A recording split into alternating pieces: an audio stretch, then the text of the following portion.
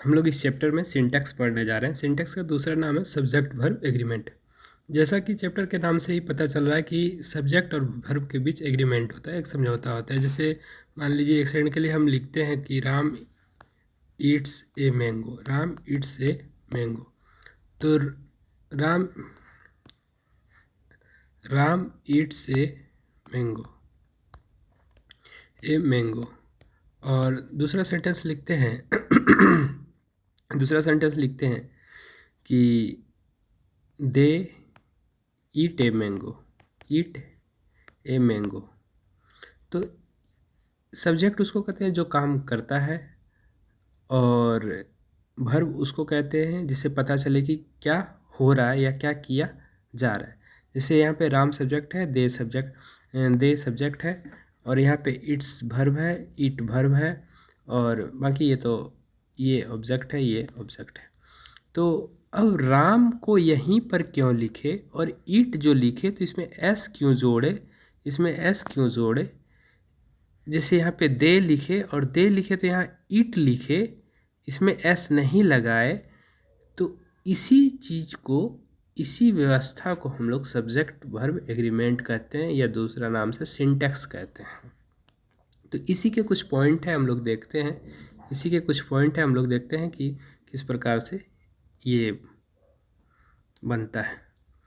तो देखिए यहाँ पे जैसा लिखा हुआ है कि उचित सब्जेक्ट के अनुसार उचित स्थान पर उचित सहायक क्रिया का प्रयोगी सिंटैक्स है। तो पहला पॉइंट है इसका कि सिंगुलर सब्जेक्ट के साथ सिंगुलर वर्ब लगेगा, सिंगुलर सब्जेक्ट के साथ सिंगुलर वर्ब लगेगा, और प्लूरल सब्जेक्ट के साथ प्लूरल वर्ब लगेगा। सिंपल सी बात है कि अगर एक सब्जेक्ट एक है तो उसके साथ सिंगुलर वर्ब लगाएंगे, और अगर कोई सब्जेक्ट एक से ज़्यादा है, प्लूरल सब्जेक्ट है, तो उसके साथ प्लूरल वर्ब लगेगा। इसका कुछ उदाहरण देख लेते हैं, एग्जाम्पल देख लेते हैं। जैसे ये एग्जाम्पल है, he plays cricket, he plays cricket. तो ही प्लेज क्रिकेट में देखिए यहाँ पे सब्जेक्ट ही है, सिंगुलर है, और इसके साथ वर्ब जो आया प्लेज आया। वर्ब क्या आया? प्लेज आया। और a boy reads a book, a boy reads a book. A boy singular है, एक है, इसके साथ वर्ब जो है ये सिंगुलर आया। अब है the teacher teaches, the teacher teaches, the teacher teaches. The teacher singular है तो इसके साथ वर्ब भी सिंगुलर आया। अब देखते हैं प्लूरल सब्जेक्ट प्लूरल वर्ब। जैसे दे प्ले क्रिकेट, दे मतलब वे लोग या वे, तो दे यहाँ पे प्लूरल है, इसके साथ वर्ब जो है प्लूरल आया। दे प्लूरल है, इसके साथ वर्ब जो है प्लूरल आया। The boys read a book, the boys plural है तो रीड प्लूरल आया। टीचर्स प्लूरल है तो टीच जो है प्लूरल आया। तो एक ही निकला कि जो एक पॉइंट निकला कि सिंगुलर सब्जेक्ट के साथ सिंगुलर वर्ब, प्लूरल सब्जेक्ट के साथ प्लूरल वर्ब। और ये उदाहरण देख ही लिए। अब आपके मन में एक कन्फ्यूज़न होगा कि बोल रहे हैं कि वर्ब लगेगा सिंगुलर और यहाँ पे एस या ई एस जुड़ा हुआ है, एस या ई एस जुड़ा हुआ है, तो ये कैसे पॉसिबल है। तो इसको समझने के लिए आप समझ सकते हैं कि जब वर्ब जैसे हम नाउन में जैसे बॉय लिखा हुआ है तो इसको प्लूरल बनाने के लिए इसमें एस जोड़ते हैं, लेकिन जब वर्ब सिंगुलर फॉर्म में होता है तब ये एस या ई एस का प्रयोग करता है। प्लूरल फॉर्म में ये अपने ओरिजिनल फॉर्म में रहता है। जैसे यहाँ पे देखिए दे है तो दे के साथ अपने ओरिजिनल फॉर्म में आया, द बॉयज़ है तो ये अपने साथ ओरिजिनल फॉर्म में आया। इतना सा बात है। अब तीसरा पॉइंट देखते हैं। तीसरा पॉइंट क्या है? तीसरा पॉइंट है कि अगर दो सिंगुलर सब्जेक्ट एंड के द्वारा जुड़े हो तो जाहिर सी बात है एक और एक मिलकर दो हो जाएगा, और जब दो मिल हो जाएगा तो वो प्लूरल हो जाएगा, और जब प्लूरल हो जाएगा तो प्लूरल सब्जेक्ट के साथ प्लूरल का प्लूरल वर्ब प्रयोग करेंगे। सिंपल सी बात है, इसमें कोई जैसे हम लिखेंगे कि राम ईट्स ए मैंगो लिखेंगे, राम ईट्स ए मैंगो लिखेंगे, लेकिन अगर राम एंड मोहन लिखे तो ये दो हो गया। राम एंड मोहन लिखे तो ये दो हो गया, तो यहाँ पे ईट लिखें, Ram and Mohan eat a mango. ये यही है कि अगर ये एंड के साथ आया तो वहाँ पे वो प्लूरल वर्ब लगता है।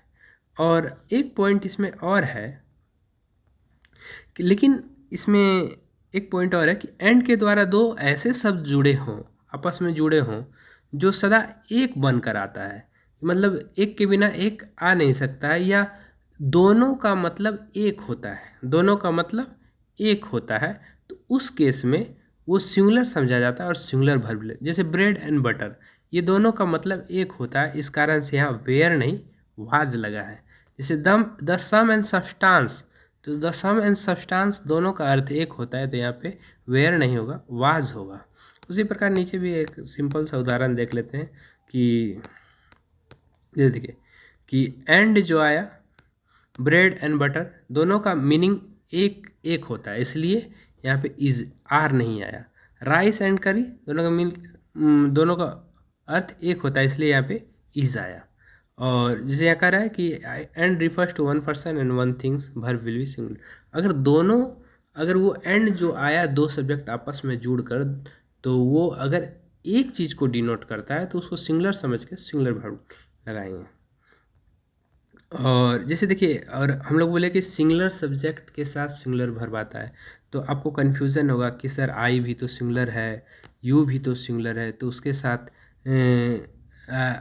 आई भी तो सिंगुलर है, और आई सिंगुलर है, फिर भी उसके साथ हम एम लगाते हैं, या तो क्या कहता है प्लूरल वर्ब लगाते हैं, तो वो कैसे होता है, यू के साथ भी कैसे होता है ये चीज़। तो देखिए इसमें ये दोनों आई एम हैप्पी, लेकिन यहाँ पे आई एम हैप्पी, लेकिन जब यहाँ देखिए आई सिंगुलर है तो यहाँ पे आई प्लेज आना चाहिए, लेकिन आई प्लेज नहीं आता है, आई प्ले ही होता है। इसमें प्लूरल वर्ब, ये दो चीज़ याद रखने वाला बात होता है कि आई और यू के साथ जो है वो प्लूरल वर्ब फॉर्म का आता है, जैसे आई, लेकिन यहाँ पे एम आता है और यहाँ पे आर नहीं आएगा।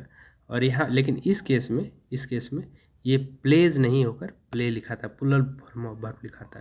और जैसे यू आर माई फ्रेंड है, तो यू आर माई फ्रेंड है, यू आर माई फ्रेंड है। देखिए यू सिंगुलर फॉर्म में भी उसी, जैसे तुम भी बोलते हैं तो यू लिखते हैं, तुम लोग भी बोलते हैं तो यू ही लिखते हैं, तो दोनों की जगह यू लिखते हैं। और एक यू के साथ अगर इज लगा देंगे और एक यू के साथ आर लगा देंगे तो वही गलत हो जाएगा, तो इसलिए एक चीज़ लगाते हैं यू आर। अगर हम एक के लिए भी बात करते हैं तब पर भी आर लगाते हैं, एक के लिए बात करते हैं तब पर भी हम प्लूरल फॉर्म ऑफ वर्ब भी लिखते हैं। ये आई और यू के केस में होता है ऐसा, और बाकी सब जगह वो नियम singular subject singular verb, plural subject plural verb. और अब देखिए, अगर चौथा पॉइंट है, पांचवा पॉइंट है कि पांचवा पॉइंट